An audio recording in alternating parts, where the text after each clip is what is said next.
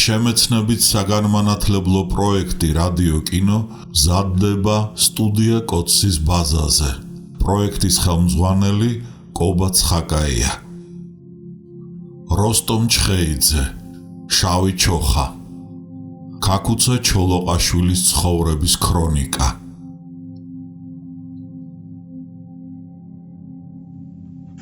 თავი 21. ჩოლოყაშვილობა ულმობელი დამღა.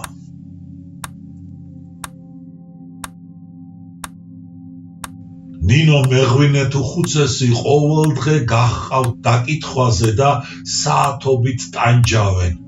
მერე თამარსაც მოუწევს დაკითხვაზე გასვლა და რადგანაც ირწმუნება მამა შინ არასოდეს მოდიოდაო, განრისხებული მილიციის უფროსი დაემუქრება. ეზოში დიდ კასრში ჩავაგდებინებ შენ თავს და ცეცხლს აგიკიდებო. მართლაც მილიციელები ჩაავლებენ ხელს და ეზოსაკენ წაათრევენ.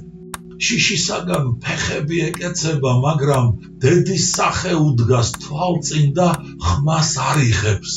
უფროსი კვლავ უკან დააბრუნებს და ისევე მუქრება, მაინც რომ ვერას გახდება, 3 წლის ქეთევანს გამოიძახებს. გაიხსენე, იქნებ სადმე გინახავს მამა შენიო. 7 წლის ბავშვის დაკითხვამ გაგვაოგნა და ახლა სულაც 3 წლისა. ბავშვი ახსენებს სახელს მიშა. თითქოს და მას წაეყვანოს ტყეში მამის სანახავად. მეორე დღეს მიშა ჭავჭავაძესაც დაიჭერდნენ. გაიმეორე სადნახეო, გაიხსენე.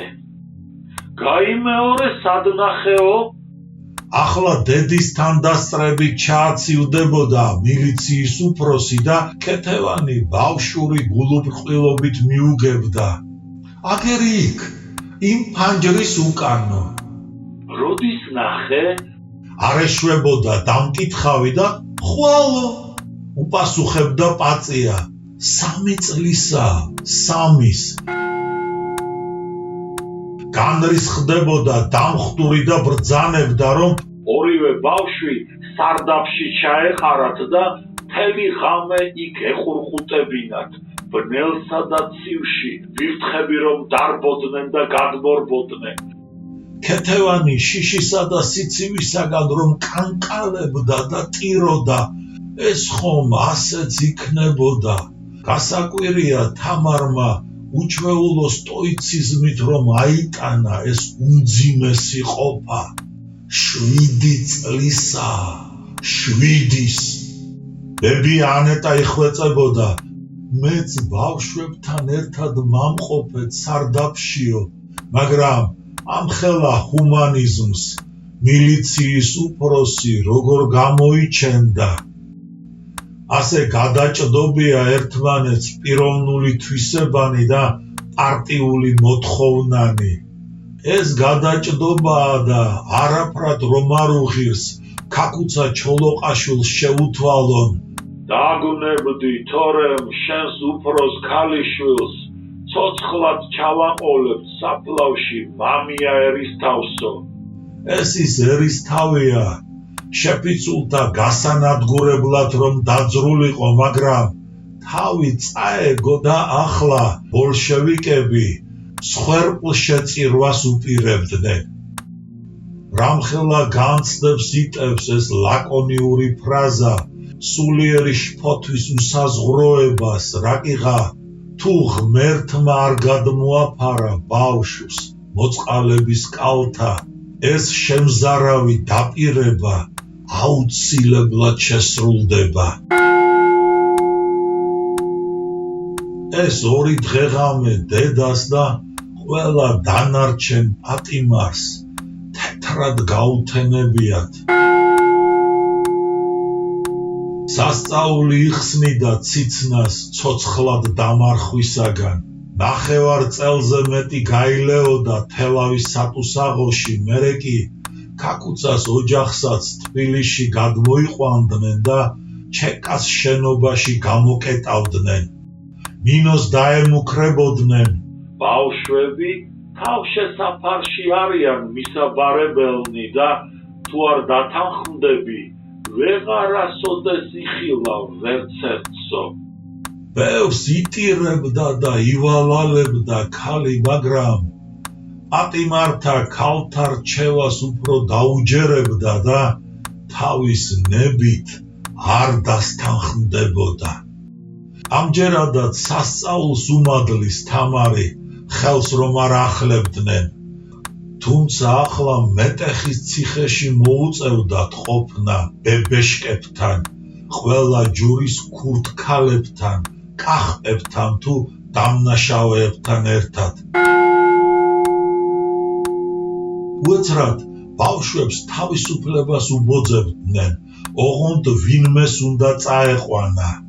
ვინმეს და თურმე პაპა ილიას, ილია მეღვინეთ უხუცეს. იგი არ დაეტუსაღებინათ, რაკიღა ეიმედებოდათ. შესაძლოა ქაკუცა გამოჩნდეს მის სიახლოვეს, ანდა თვითონ მოინდომოს სიძის მოძებნა და თავის და უნებურად დაგვაყენოს მის კვალზეო. იმიტომ ჩამოსულიყო აწყურიდან, რომ მოსაკითხი შეეგზავნა შვილისა და შვილიშვილებისათვის და მოულოდნელად ასეთი გასახარი ამბავი დახვედროდა. რა გული გაუძლებდა მთელი ღამე მეტეხის ციხესთან არ გაეტარებინა, რათა დილით ბავშვები წაეყვანა. დედა ღელავდა და ეშინოდა, ხომ არ მომატყუეს და ბავშვები თავშესაფარში ხომ არ მიხავთო. პატიმარმა ქალებმა მხარზე დაიყენეს და პაწაწინა სარკმელიდან დაანახეს, როგორ მიხავდა პაპას აქეთ-იქეთ ხელჩაკიდებული, გათავისუფლებული ორი პატარა პოლიტიკური პატიმარი, 3 და 7 წლის ბავშვები. თელავში მიაყენებდა კარს თავის ნათესავს, მაგრამ ის დაშინებულ დაზაფრული სასწრაფოდ უკანვე გამოისტუმრებდა. ეგენი ჩემი ნათესავები არ არიანო. ვერ შეიფარებდა პოლიტიკური ბანდიტის შვილებს, დასაჭერად ვერ გაიხდიდა თავს. და დამქანცველი გზა აწყურისაკენ, მთელი ღამე 13 კილომეტრის გავლა ფეხით. ორ თვეში პაპაც უნდა დახვრიტონ. ბავშვებს მამიდა შეიფარებთ, მაგრამ მეორე დღესვე ქმარს რომ დაუპატიმრებდნენ, ისიც საჩქაროდ მიაბრუნებდა თამარსა და ქეთევანს შინ. კახეთის სოფლებში ყველგან ქაღალდებს გამოაკრავდნენ ბოლშევიკები. აბა გაბედეთ, ქაკუცა ჩოლოყაშვილის შვილების შეკედლება ან მოვლაო. ასე ვიყავით მარტოკები, შიერნი, დაუბანელნი, ყველასაგან დავიწყებულნი.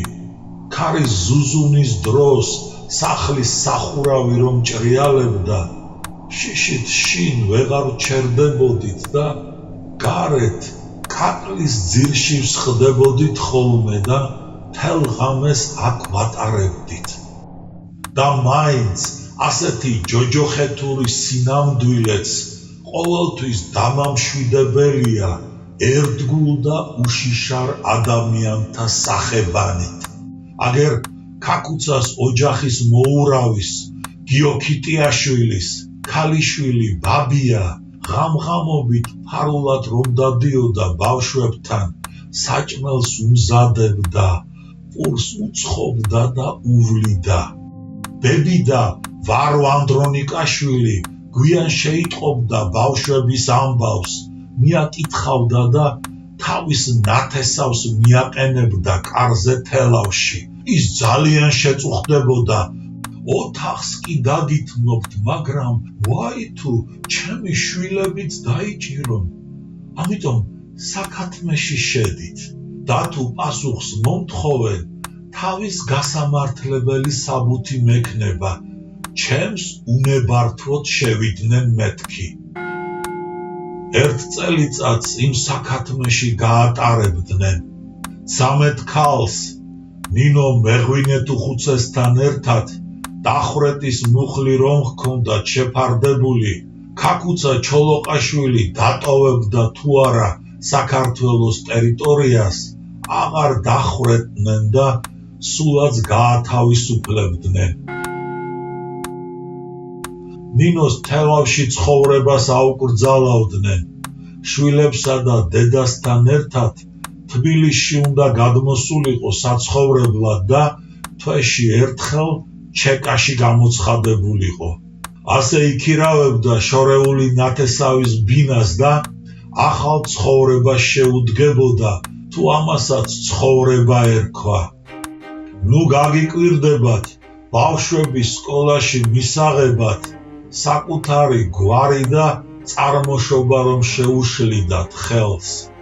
როგორც იქნა მე-18 სკოლის 4 წლედის დირექტორი, თვითონაც შერისხული გვარისა ვახვახიშვილი აიღებდა თავის თავზე ბავშვების მიღებას, ოღონდაც დედას გააფრთხილებდა, ნურავისთან წამოწდებათ, ვისი შვილები არიანო. იგივე განმეორდებოდა 7 წლეთში მოსახვედრად. იმის დამთავრების შემდეგ კი სკოლის კარი ჩაერაზებოდათ და თამარი მეგობართა წყალობით ვეტ ტექნიკუმში თუ შერგავდა თავს. დიდედა რომ გარდაიცვლებოდა, უსახსროდ დარჩენილ შავსიაში შეტანილ ოჯახს მისი დასამარხი ფულიც არ მოეპოვებოდა. გამოუჩნდებოდნენ მშველელნი, რათა შესაფერისად დაესაფლავებინათ. ტანჯვა გასაჭირი არც შემდგომ მოკლებოდათ. ნინო დამლაგებლად მუშაობასაც აღარ ითაკილებდა. თამარს კი არქიტექტურის ფაკულტეტზე შესასვლელად კვლავ გვარი შეუშლიდა ხელს. მისი სახელი ჩეკას შენობაში მაშინაც ამოტივტივდებოდა უეცრად გიორგი შატბერაშვილს, ახალგაზრდა პოეტსა და დრამატურგს, რომ მოსთხოვდნენ პასუხს. როგორ თუ ქაკუცა ჩოლოყაშვილის დაბრუნებას ელოდები, ლექს რომ უძღვნი ასე თავხედურად და თანაც 1924 წლის აგვისტოს ავანტურის ამ 10 წლის თავს აღნიშნავ ამ პუბლიკაციით. შემთხვევით არ დაამთხვევდი მნათობის 1934 წლის აგვისტოს ნომერსო. მიძღვნა თუჩს, თავად ჩოლოყაშვილს რომ ნიშნავდა. ამ გამჭვირვალე ქარაგმის გაშიფვრა კითხვას თუ არ უნდა გაძნელდებოდა, არც ჩეკაში მოკალათებულ ადამიანებს დარჩებოდათ საიდუმლოდ, თუ არა დასმენებს რა გამოლევდა და ბარემ ეღიარებინა ანტისაბჭოთა განზრახვით რომ მოქმედებდა. დამსმენთა მონდომება წინასწარვე გაეთვალისწინებინა ჭაბუკ პოეტს და ამიტომაც დაექარაგმებინა თჩ და არა ქჩ. ეს შიფრი პირდაპირ მიუძღოდა დაინტერესებულ ადამიანს ქაკუცა ჩოლოყაშვილისაკენ, თ კი პასუხის საშუალებას გიტოვებდა. თავადი რამ გაფიქრებინათ, როდესაც თამარი იგულისხმებაო. ბანდიტა ჩერაცხილი კაცის ოჯახს ვერ სცილდებოდა, მაგრამ სხვა პოლიტიკური მოწოდება და სხვა სატრფიალო სტრიქონები. ის მოლოდინი თუ ეროვნული აჯანყების განმეორების რწმენით აღუსილიყო, ეს მოლოდინი სანატრელი ქალისაგან მოწყალების თვალით გადმოხედვას ნატრობდა. ეს იყო და ეს. სიყვარულისთვის კი რატომ უნდა დაესაჯათ? უკანასკნელ ტრფობამდე მარჯვეთ შეენიღბა თავისი განცდა. დაბეჯითებით ვერ ამოიცნობდი გმირის დაბრუნებას ოცნებობდა თუ სატრფოდ დასახულ ქალთან შეხვედრას, მაგრამ ის დამაგვირგვინებელი ტაეპები, ეს საუკუნის წარმოსახვა მხრებზე, ეს ჰუნეს გამოჭენება, ვინ დაგიჯერებდა? ასეთი ასოციაციები რომ გიჩნდებოდა, შორს ცილდებოდა სატრფიალო განწყობილებას და უშუალოდ აგრძელებდა გრიგოლ ორბელიანის, ილია ჭავჭავაძის, აკაკი წერეთლისა თუ ვაჟა ფშაველას მიერ დამკვიდრებულ გმირის მოლოდინის მოტივს, თანაც ზოგად სწრაფვას კი არა, არამედ რეალური პიროვნებისას, ხორცშესხმულის, რაინდული ჟამის გამმეორებლის, რომელსაც წამოწყებით წამოეწყო დიდი გამოხსნის ღვთიური მოვალეობის აღსრულება, მაგრამ 10 წლის წინათ არ დასცლოდა და კვლავ უნდა აღედგინა ის ბრძოლა, როგორც გარდაუვალობა. განა ამ მოლოდინს არ აეფორიაქებინა ტყეში გასული ხალხი, კაკუცასაც რომ მისწვდებოდა ამ ფორიაქის ექო და ისიც სანატორიუმიდან თავდაღწევას ეშურებოდა დროზე ღელვარება არ განელდესო. მიხეილ ჯავახიშვილის 1927 წლის უბის წიგნაკის ჩანაწერისა არ იყოს, საქართველოში ხომ 10,000-ს წაერთვათ ყოველივე, გარდა შურის ძიების გაუმაძღარი წყურვილისა. განა მოლოდინს არ შეეღწია მიხეილ ჯავახიშვილის რომანის ფინალშიც, არსენა ოძელაშვილის დაბრუნების რწმენა, გარდაუვალი დროის ნაცვლად სწორედაც ახალ განწყობილებას რომ აირეკლავდა.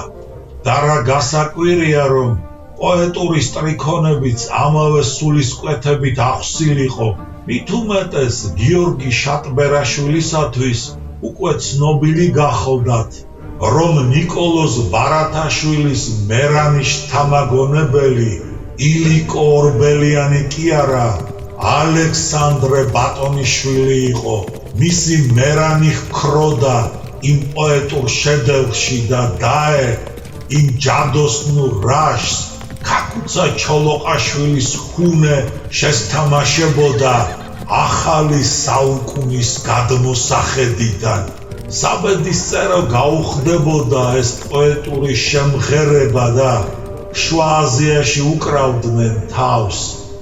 იქამ მტკიცე, თამარ ჩოლოყაშვილს რომ შესტრფოდი, მამამის კი არ შესთხოვდი ავანტურის განმეორებასო. შემეცნებით საგანმანათლებლო პროექტი რადიო კინო მზადდება სტუდია კოცის ბაზაზე. პროექტის ხელმძღვანელი კობა ცხაკაია.